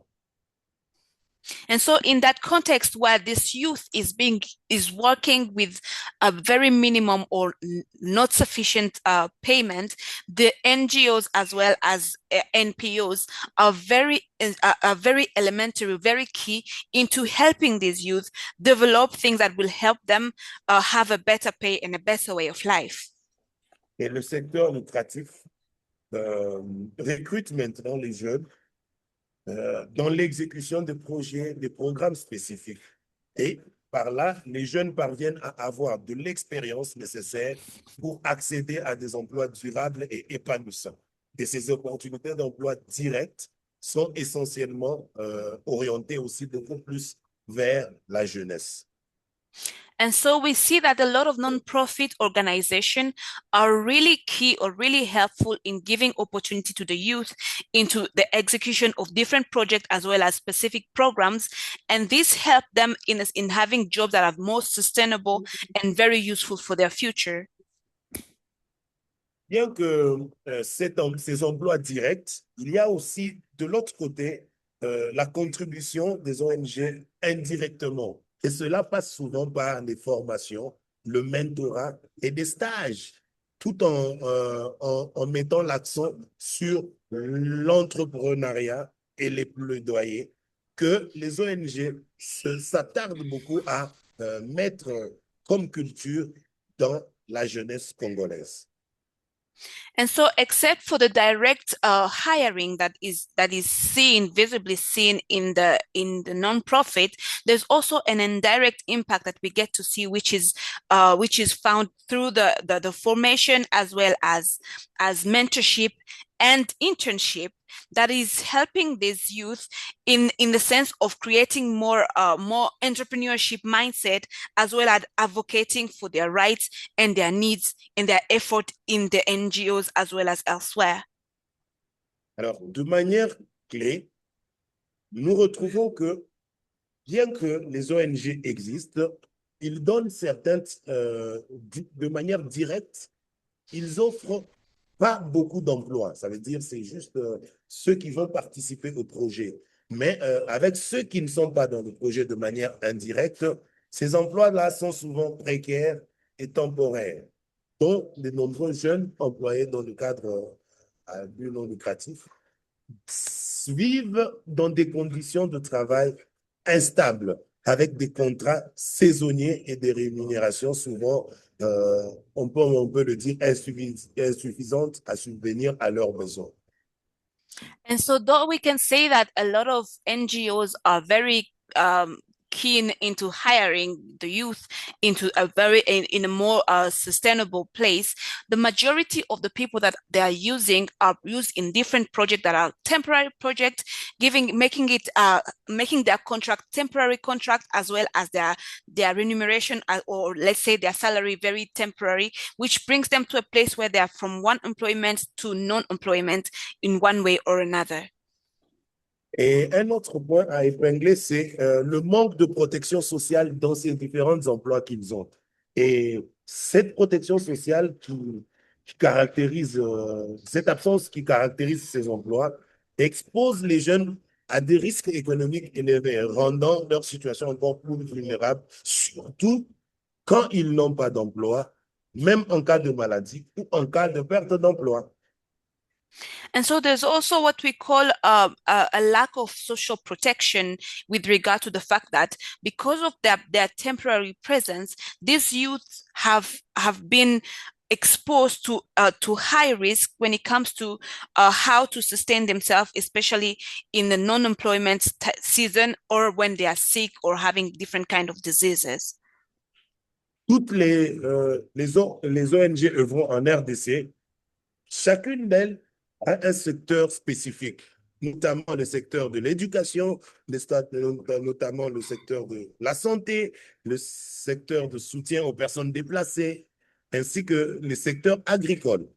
Et nous avons par exemple tels que les Médecins sans frontières, Caritas et d'autres ONG qui tant soit peu s'engagent dans ces secteurs pour aider la population congolaise. And so we have various NGOs that are in very specific sectors that are like education, health, as well as others. We can give some example like Doctors Without Borders, we have Caritas, and others who are potentially helping the society or the population that are vulnerable. Dans le cadre de l'éducation, nous avons par exemple Save the Children et l'enseignement pour tous qui travaillent à l'amélioration de l'éducation, de l'accès à l'éducation, ainsi que d'autres ONG qui font l'effort de pouvoir atteindre cet objectif d'améliorer la qualité de l'enseignement en RDC. And we also have some initiative like Education for Everyone and other sort of projects that are launched in the society that are really keen into helping the society to be more sustainable, to be more dependent to themselves as well. Alors, nous l'avons aussi revu dans toute cette revue documentaire, et que au-delà de tout, ces ONG créent un peu de l'emploi et essayent tant soit peu de consolider et de participer à la croissance locale tout en créant des opportunités d'emploi à travers des différents projets qu'ils mettent en place. Ils peuvent construire des écoles, ils peuvent construire de points d'eau, ils peuvent aider avec la construction des églises, des centres de santé, l'accompagnement des points focaux dans les différents villages, l'accompagnement dans des œuvres agricoles, ainsi de suite. And so we can say without a doubt that the NGOs as well as non-profits have been very keen in helping in a social way to ameliorate the life of the population in different way, as in creating health center. They have created a center where people can access to water. They have created different building or infrastructure that are very keen and very useful into the building of the society, as well as creating more opportunity for people around where they're doing their projects. Dans toutes leurs interventions en RDC, il y a un très grand problème qui se base, c'est le problème de données. Les données restent vraiment très précaires.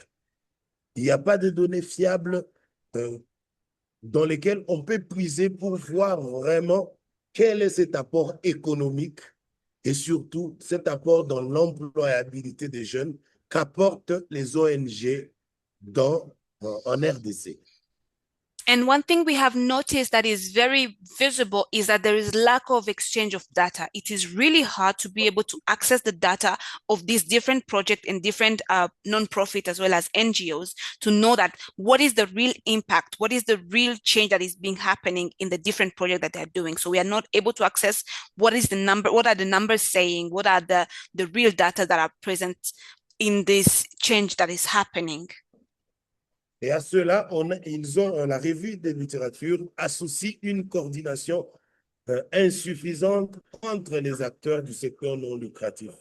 Les gouvernements et les entreprises compliquent aussi l'élaboration des politiques cohérentes pour améliorer l'emploi des jeunes. And so there's an issue when it comes to the literature putting together all this data as well as knowing what is the impact that is being given. And there's also the lack of transparency when it comes to what is the data that the government has and how is it distributing this data when it comes to what are the impacts that are happening in the employment of youth. Au-delà de tout, certaines opportunités de renforcement de ce partenariat entre les ONG et l'État s'offrent, entre autres, dans la digitalisation et le e-learning pour le jeune. Et de l'autre côté, nous avons aussi l'économie verte et durable qui sont vraiment des opportunités dans lesquelles les ONG et l'État peuvent travailler en synergie afin de créer un emploi digne et épanouissant pour les jeunes. But with all that, there's so many opportunities that are very visible that are present in this time. One of them being the digitalization as well as the e-learning for the youth and the green economy and sustainability that we get to see both the government as well as these NGOs working together to help the youth in these programs. Ok, ces deux portes d'opportunité vont permettre aux ONG de pouvoir augmenter leur apport dans l'employabilité des jeunes. Et c'est pourquoi nous avons quelques recommandations, entre autres la création d'un cadre national de suivi qui va permettre de développer un système qui suit et évalue les emplois créés par les secteurs à but non lucratif pour améliorer la transparence et la responsabilité. And so with these opportunities that we just mentioned above, we have few recommendations when it comes to how to move forward with regard to how do we create a national, let's say a national follow-up that will create more transparency, that will be more transparency and more accessibility to the data as well as the accountability on what is being done for the youth. Et au-delà de ça, il faut aussi promouvoir des emplois décents. C'est avec la mise en œuvre de politiques qui doivent favoriser des contrats stables, des salaires justes et des conditions de travail sécurisées et essentielles pour renforcer la qualité de l'emploi des jeunes. And they should be aware where the government and this society could help into promoting decent and dignified jobs. This would be in helping in the policy making when it comes to how to create stable contracts as well as equitable salaries and good conditions of work that are secure and useful for the people who are seeking for work. Le message clé, c'est que les ONG participent de manière cruciale dans le développement économique et social de la RDC. Mais l'un des plus grands bémols, c'est qu'ils se butent au problème de financement. Et ces financements limitent leur capacité de réaliser des impacts significatifs nécessaires pour soutenir l'action de l'État pour promouvoir des emplois dignes pour les jeunes du pays. And so the key message here is that, yes, we have non-profit organizations that are very key players in the development of the economy in the society of the DRC, but these are very restrained and very challenged by the fact that there is very limited finance that is depending from outside. And that is a major problem when it comes to how do we include the youth, how do we have the society growing in this very restrained and very limited kind of finances. Au-delà de la création des emplois, Nous avons aussi remarqué que les ONG participent et contribuent à grande majorité au renforcement des capacités des jeunes. Et cela est un acteur. Les ONG sortent comme des acteurs clés qui améliorent les conditions et surtout le CV des jeunes qui sont en contact avec eux. And beyond the employment, we get to see that these NPOs have very impact in regard to building capacity of the youth and helping them creating a career that is useful for their future as well as the society. En guise de conclusion, je peux dire que les ONG, le secteur à but non lucratif, jouent un rôle crucial dans la résilience et l'innovation sociale en République démocratique du Congo. Cela, il le fait en fournissant des programmes et de ressources, tout en contribuant à la formation des jeunes, à leur inclusion dans le marché du travail et à l'amélioration de la dignité humaine. And so I would conclude by saying that the NGOs as well as non-profit organizations have very much improved the life of the population in DRC into different programs that they have created for the youth, as well as formations, and to include them in the work or in the marketplace for employment. And this has given them a better way of living, though limited as it might be. Et nous faisons remarquer aussi que le potentiel de ce secteur est limité par des défis structurels tels que le manque de financement durable et une coordination insuffisante entre les acteurs.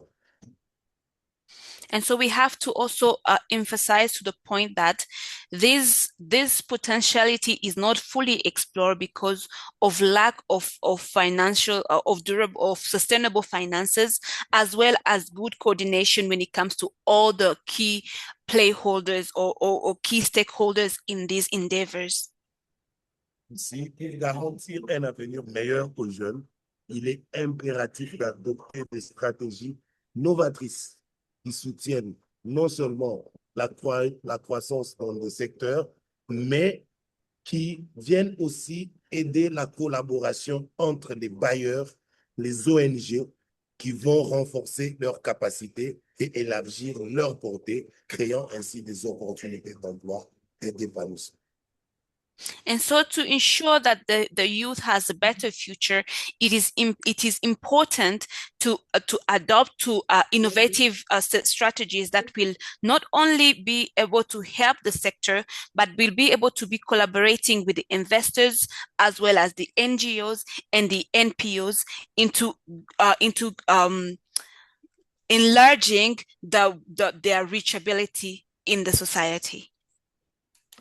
Je crois que j'ai pris beaucoup de temps. Je vous dis merci. Je suis ouvert à toutes les questions.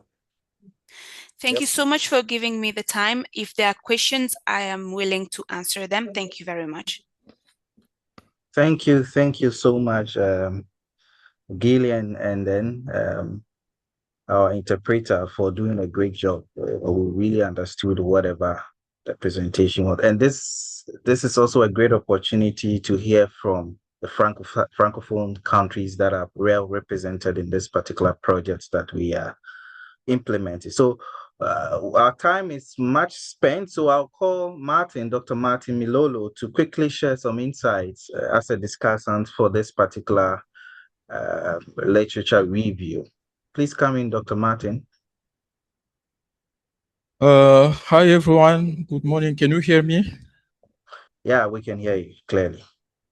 Yes, thank you very much. And thank you for the opportunity. I have some few remarks on the presentation. First of all, there are many things which are said, but there is no support, no source. There is no source where it was found. Another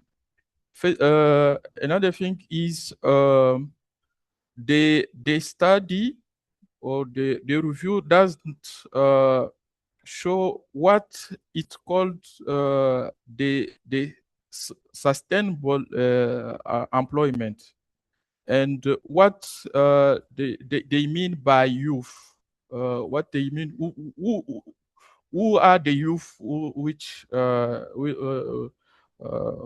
they are talking about. And some of the problem is to know when they are when they are talking about the non-profit sector, is it reduced to the NGOs, or there are others entities which are in non-profit sectors? So it is important to clarify this point, and I've noticed some confusion in job creation. There is a difference between the contribution of the non-profit sector to the creation of employment, of jobs, and the creation of jobs by youth themselves. So some things shows like there is a confusion on that point. Some employment of young people, which was created by young people without the support of NGOs or another entity from non-profit sector, and the jobs and opportunities offered by NGOs. And when we are talking about NGOs, we need to make a difference between national NGOs and international NGOs. And it was not clear to see how many NGOs was taken in account in the study. Where the researchers went to collect data, where does it come from? And I've noticed also some contradiction. In one hand, they say that the NGOs contribute to the job creation and so on. But to another hand, they say there is a problem of financing, and so NGOs doesn't contribute significantly because jobs are not sustainable, and so we need to get some clarification from what does it mean the sustainable job in the study, and particularly in Congolese context. Matters of wars, conflicts, and so on, I think doesn't they are not what was asking by the study. Here we need to see what is the contribution. What is the contribution? Particularly, I didn't see that contribution. Well, one time it was saying that there is a problem of access to data, so it is difficult to know exactly what is the What is the contribution? So the question could be, where did they went to look for that data? Because we have some NGOs, national NGOs are there, some international NGOs are there. They are employing some Congolese people. Among them, we can found young people. And there are some which are working in humanitarian matters in some conflict areas. So what we need here, it is to see what was made by who and when was it made. The problem was of financing. It is a general, but here we need to see the specific, specifically what is what does it mean in the Congolese context? Who is asking for financing among NGOs? It is national NGOs or international NGOs, because both of them are working in DRC. So there is also a problem of what was saying by coordination. I don't think that the study was asking to know how NGOs, the government and the private sector are working together, who could work together. Here it is the problem of knowing what NGOs by themselves have done or could do. So it is, and when it was saying about the development of employment policy, by who? By NGOs, by the government, and so there is a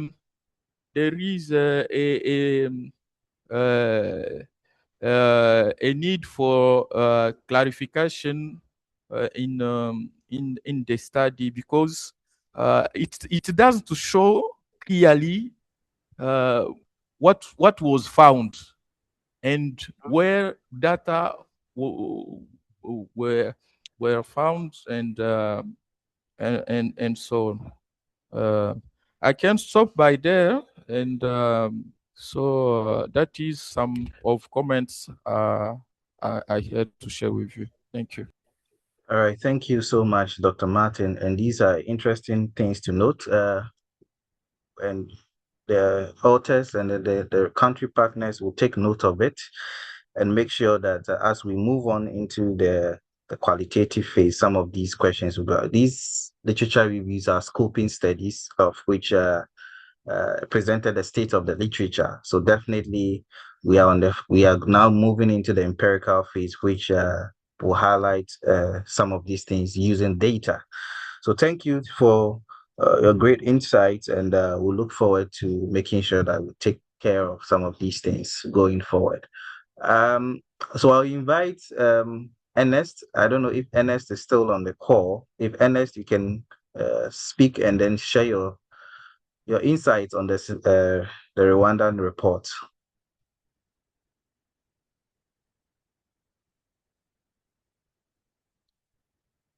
Ernest, I see you online.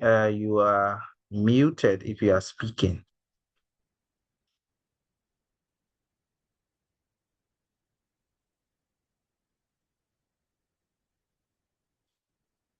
All right. So if Ernest is not ready, if there's any question that anybody wants to ask, this is the time. I see there are some interesting conversations already going on in the chat, so that we can close the session for today.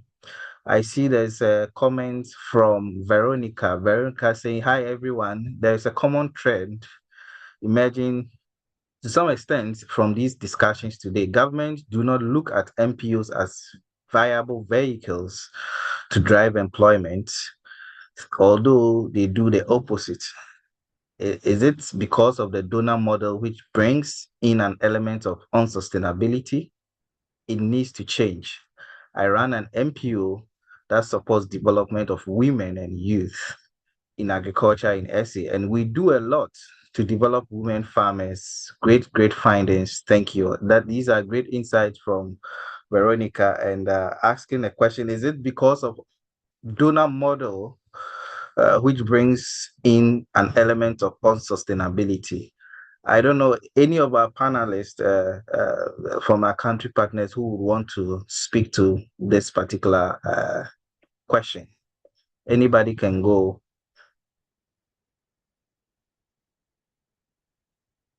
Maybe I will invite because it was I'll invite our friend from the DRC to speak on this if nobody's responded. Gillian, if you are still there, you can share some insight on this. Ok. Je crois que l'interprète est là. Could you repeat so I can interpret for him, so he can know what he's going to talk about? Okay, so why? I think the question is it because of the donor model that the NPOs are using that is bringing unsustainability into some of the, the contributions that they are making to employment? I'm sorry, you cut off. Can you repeat, please? Can you hear me now? Now I can hear you better, please. Yeah, I think the question was, is it because of the donor model?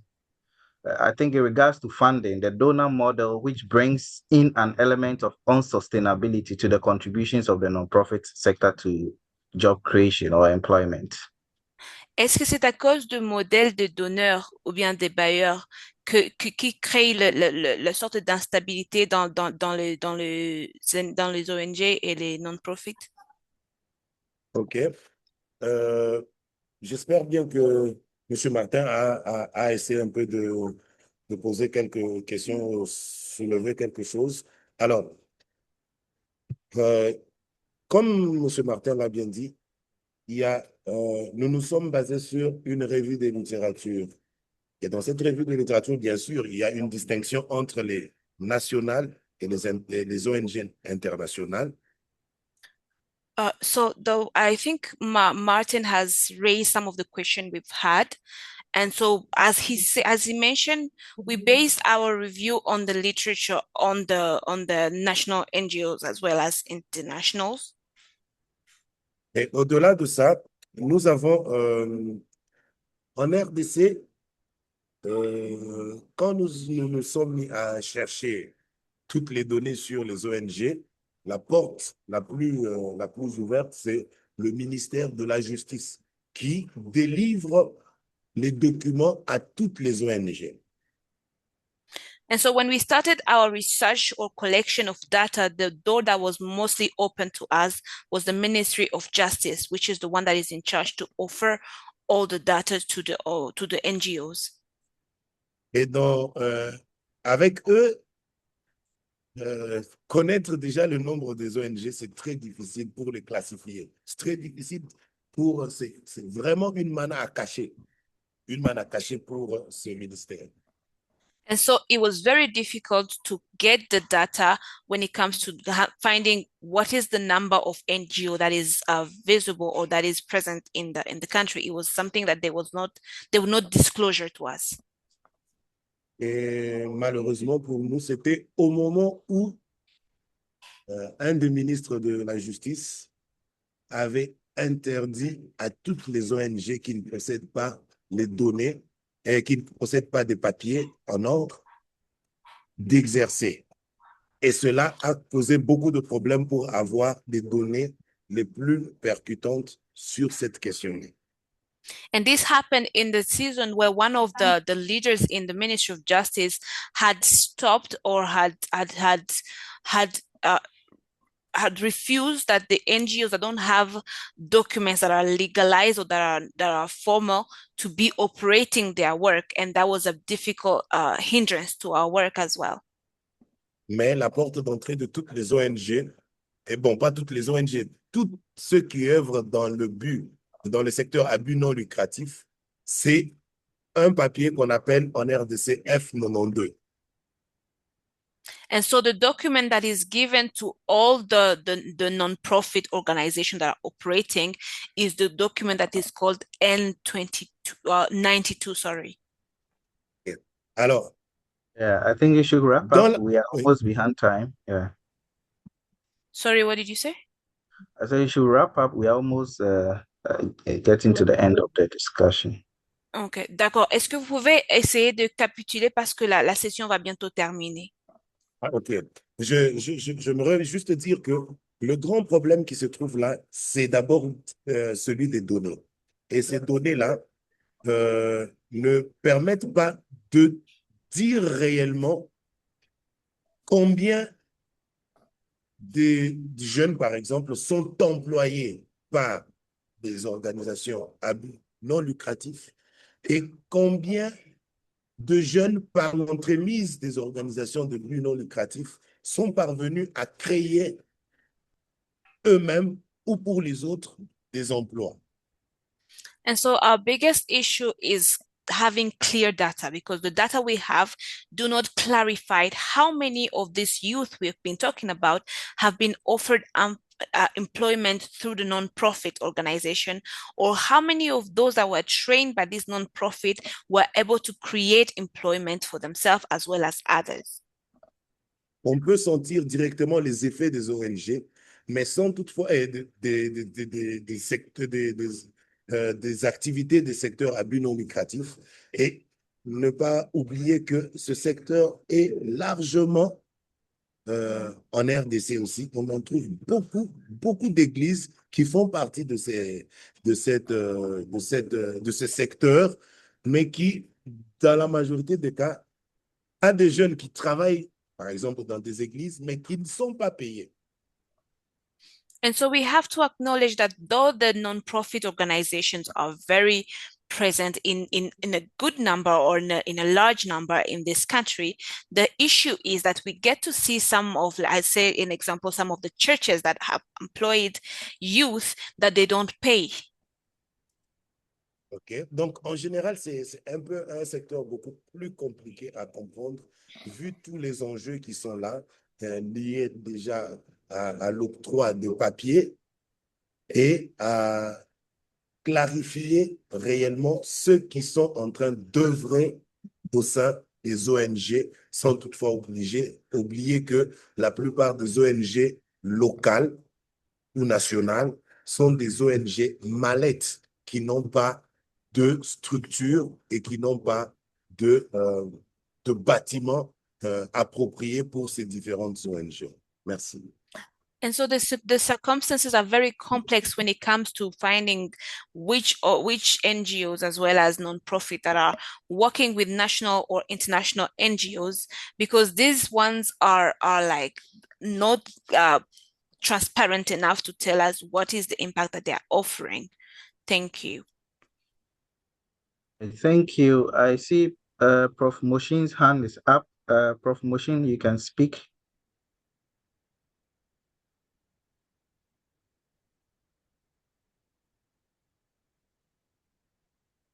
Is Prof. Moshin speaking? Maybe, please, you can. Martin, please, I also saw your hand up if you want to speak. I see. Yes, quickly, Dennis, let me just give some 2 words. First of all, I think you asked a question which was made on chat by model of financing or funding. I think it is it's not the problem, the model of funding, because when finance are coming to NGOs, it depends to NGOs based on their to use it as they made project, and usually in projects there are some points about who is going to be employed as a worker, and it does the matter of the model of financing. It depends to for example, for NGOs themselves to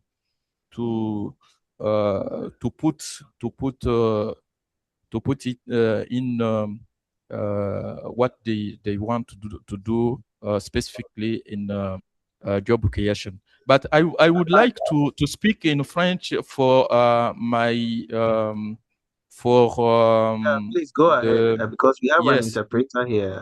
Yes, Go ahead. so that I can be sure that he understands.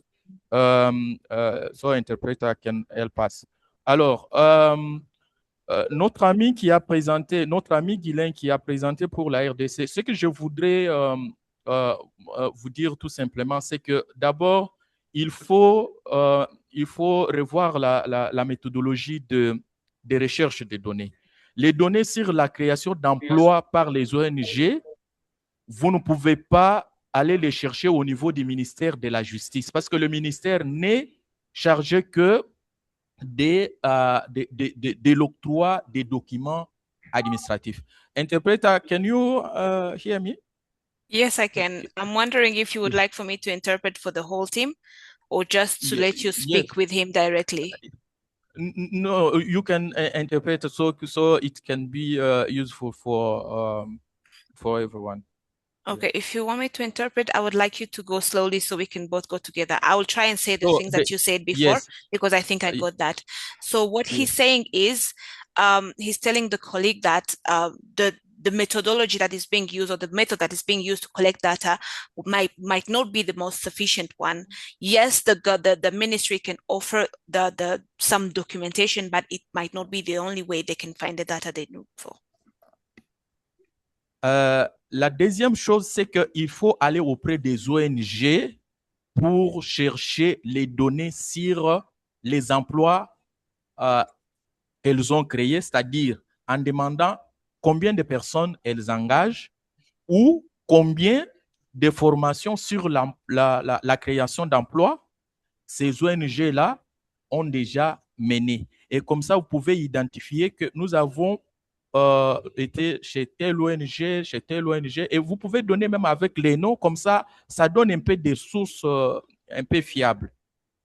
And so the second thing you can do is you can go directly to the NGOs and ask them directly, how many people are you employing and how many programs or building or workshop for capacity building that you have created that are being used. And so they will give you, then will tell us we have gone to this NGO, to that NGOs, and they have conducted this many capacity building workshop as well as this many other programs. And that is going to be useful into the collection of data. Et la troisième chose, c'est qu'il faut enlever les préjugés. Parce que j'ai vu dans beaucoup de vos affirmations, il y a beaucoup de préjugés, les ONG malades, les trucs. Alors, je pense qu'il faut enlever ces préjugés et aller sur terrain, aller chercher les données sur terrain. Vous allez trouver qu'il y a beaucoup d'ONG, que ce soit des ONG nationales ou internationales, qui ont vraiment de l'ancrage, qui ont des institutions vraiment stables et qui font un travail, même dans la contribution sur la création d'emplois, vous allez voir qu'il y en a. And so you have to also remove the prejudice that you're having in regard to the NGOs, because I am sure if you were to go to these NGOs, you would find that some of them have clear data in regarding to what the employment, as well as the other programs that you have mentioned. And those are well recorded for you to be able to collect the data. Et finalement, finalement, le problème de financement, il faut aussi, en tout cas, aller en profondeur. Le problème ne se pose pas sur l'accès au financement. Le financement, en tout cas, est bien défini. Il y a les bailleurs de fonds qui financent les projets, qui financent les programmes. Il faut plutôt aller auprès de ces ONG-là pour voir est-ce que dans les financements qu'ils reçoivent, est-ce qu'il y a une partie qui sert vraiment à créer des emplois? Merci beaucoup et c'était un plaisir. And so finally, you can also do a deep dive in regard to the finance, as in, yes, we do know that that investors are the one who are financing different projects, but you can go to these NGOs and find out if some of those funds that are given by those companies, but those investors are being used to not only create employment but also help in different formation. Thank you very much. Thank you so much. I see 2 hands up. Ikelen, can you Dennis, sorry. There is someone called Mohsin. He's saying that he's muted. Yeah, because I'm asking Impo to unmute the participant, the attendants, to be able to speak. Okay. Please, Moshin, can you speak now to see if it's working? Impo.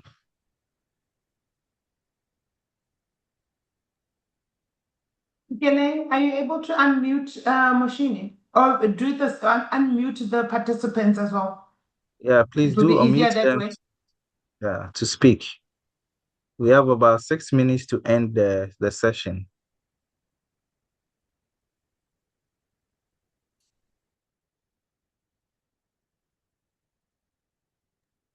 Oui, oui. Allô, je suis là. Unmuted. Try and speak. Let's hear. Machine, please Okay. take the call. Allô, vous m'écoutez? Yeah, please go ahead. Is it Sayuba? Interpreter, can you help us? I see who is speaking now. So is it Sayuba? Please interpret for him. I think it's Mr. Guillain. Est-ce que c'est vous qui parlez ou bien c'est Monsieur Sayuba?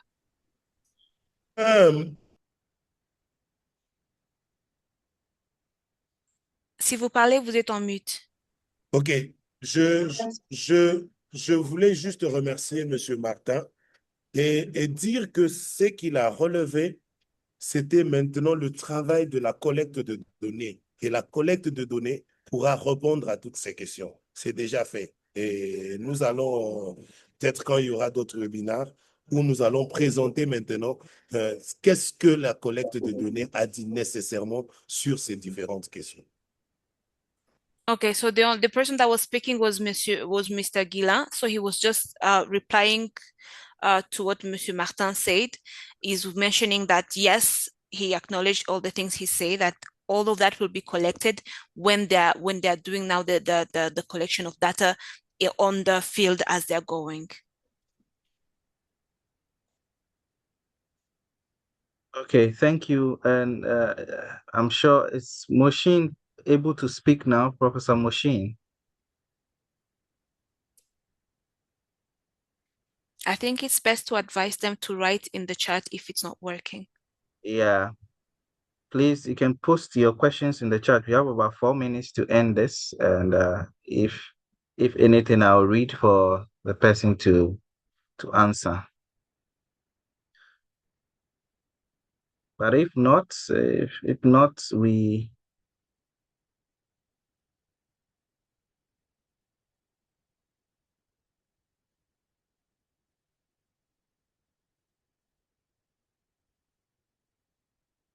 Is there any question coming again? If any question, please let's hear it let's see it in the chat.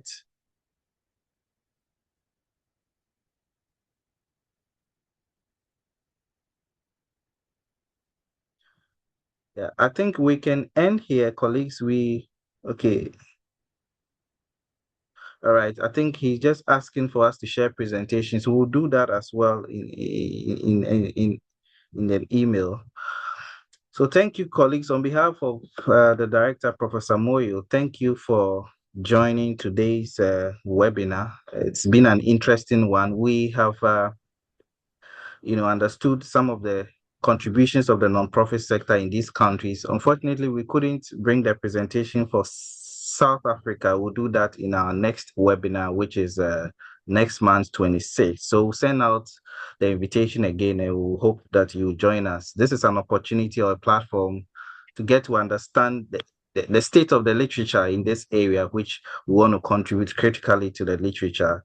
For you as a student, for you as a practitioner, you get to understand the field, and then we all contribute to the literature. So thank you so much for joining today's session, and we hope to see you in our next session next month. We are grateful to all the panelists and our discussants who were able to do the presentations for us. Thank you, and see you in our next webinar. Thank you very Bye-bye. much. Bye-bye. Bye-bye. Thank you. Bye. Thank you. Bye.